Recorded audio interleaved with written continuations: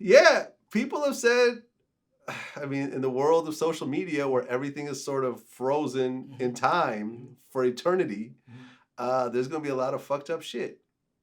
A lot of fucked up shit that comes out. But in terms of the whole guest thing, me personally, I consider myself a guest in the house of hip hop. Why do you? Because... So you fully agree with Jamar's statement on that? Yeah. So keep going. And in fact, what's interesting was that before me and Jamar were talking about this, I found an old interview that never really came out where I called myself a guest in the house of hip hop before he even came up with that whole phrase. And here's why. I'm 46 years old. When I fell in love with hip hop, it was a black art form. Sure, there was the Beastie Boys. Sure, there was Third Base. And over time, a couple of white acts. Right, it's absolutely a black art form. But it's a black art form. And every day that I wake up and I'm doing hip hop for a living, I am so grateful that I'm able to do this. That the hip hop core has accepted me to allow me to speak to hip hop artists and care about my opinion and care about my platform, that I am so grateful and humbled by this. I never thought I'd be doing this for a living when I first fell in love with hip hop. To say that Vlad TV will be bigger than The Source and Double XL combined when I used to buy these issues every single month was silly to me. So I am so humbled by this that I consider myself a guest. And that's not a negative connotation. It's not negative. There's nothing wrong with the word guest. I find it very woke for you to be like, I'm a guest in the house of hip hop. And I find it, I feel like you're saying that because you're attempting to be an ally to a culture. And I think those are good things. But you and I have known each other for a long time. The first time we met each other or started working, you were doing like mixtapes. Yeah. You were heavy on the mixtape scene. You're doing like these Tupac verse mixtapes. Yeah, which you spit on. I spit on one of those. And because of you, I have a song with Tupac. And I thank you for that. You're welcome. But correct me if I'm wrong, your skill set at that time was being a computer studio guy that had, I don't know how you get access to these Tupac vocals. Networking. Okay. We'll leave it at that. That's the white privilege that just came out. You got access to these Tupac vocals, right? And correct me if I'm wrong, but it wasn't like you were in the hood doing hood parties. No. At that point, were you ever like an in-demand party DJ? I was a club DJ. Club DJ. Yeah, mostly internationally. You know, I was doing shows in Japan. But this is after you built your name with these mixtapes. With these mixtapes. So you created these mixtapes. Tupac verse 50 Cent, Tupac verse Big, Tupac verse. No, we didn't do verses. We did these. There was 3 mixtapes that were kind of prominent during that era, and it was the first. It was the Rap Phenomenon series. The first one was called Biggie Rap Phenomenon, where we took Biggie vocals and me and Dirty Harry put on different beats and so forth. Then the second one, which was Tupac Rap Phenomenon, which took Tupac vocals, put them on different beats. Then we got other rappers to come in and do verses. That's how you got in that mix. Wyclef was on it. But this came from Alicia Keys. Like you said, this came from your computer science background, and engineering. Music, and my music. I used to be a hip-hop producer. Not a very accomplished one, but you know. So before those, when those mixtapes were out, you didn't have any production credits, did you? No, not production credits, but I've been working on making beats for years. Okay. Yeah. See, from my perspective, with no actual credits. so from my perspective, and I think the work that you've done, this platform you've created, if you do it right, can add to the culture. I wouldn't debate that you're a part of hip hop culture. You say you're a guest to hip hop culture. I'm gonna go ahead and agree with you, but I think your story is a little different from Eminem's. I think from what you just told me of, I came in doing like the mixtapes, and based on that, I DJ internationally, is different from Eminem going to Brooklyn and going to Lower East Side and going to the Rap Olympics and going to the Scribble Jam in Cincinnati and really being there. Well, you know what I'm saying?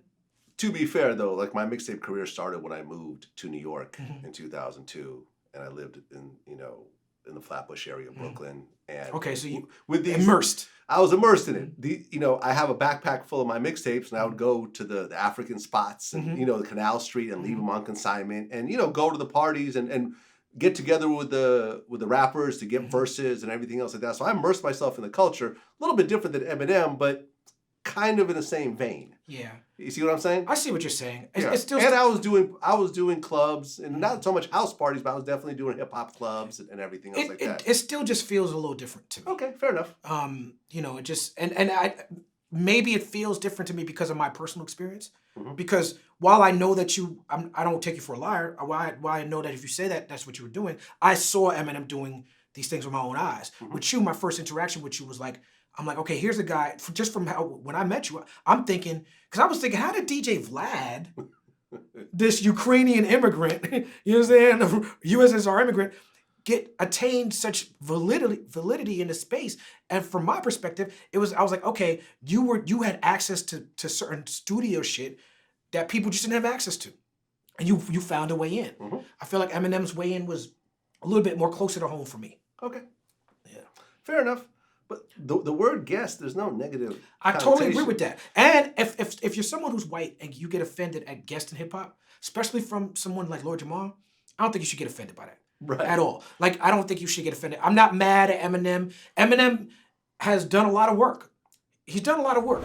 I understand Eminem being like, fuck that guy. And I understand why he would feel that way. But if I were Eminem, which I'm not, if I were a white guy, which I'm not, there were a lot of ifs here.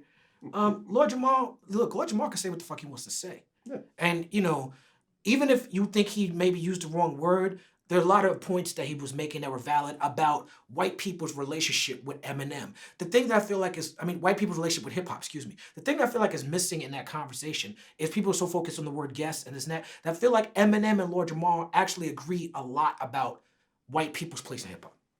I feel like there's a lot of overlapping agreement there. When I think about Eminem's current political philosophy, not his teenage one, his current political philosophy, how he's like, I draw a line in the sand. You know, if you support Trump, I don't care if you're my fan. That's what white people should be saying.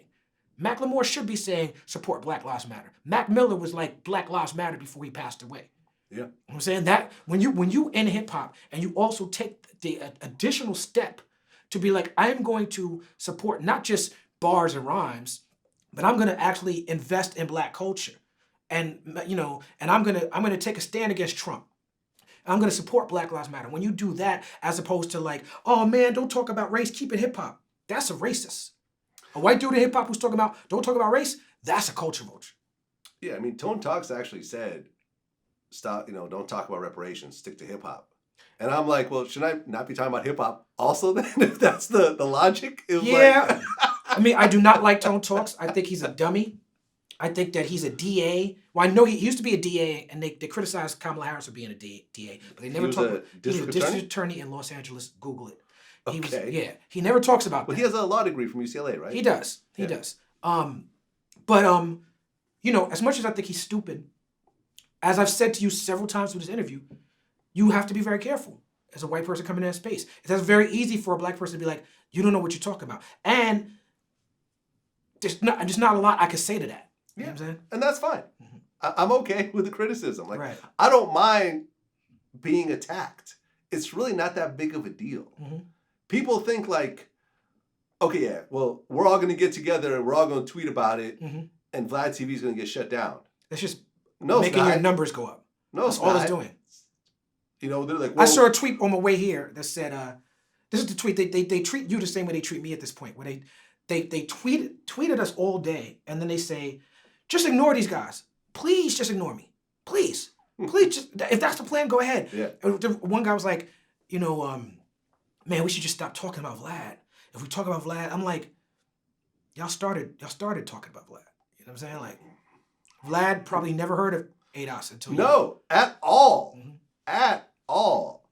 And like I said, if every person that supports that feels they're part of that movement stop watching Vlad TV will be fine. We have like 3 million people a day that watch. Mm-hmm. We'll be okay. Yeah. And you know who else will be okay? The GOP. Right. If y'all don't vote, if y'all keep talking about how fucked up these Democrats are, and yeah, the Democrats are largely fucked up. Or like the Democrats are not the Democrats don't have the black agenda. Mm-hmm.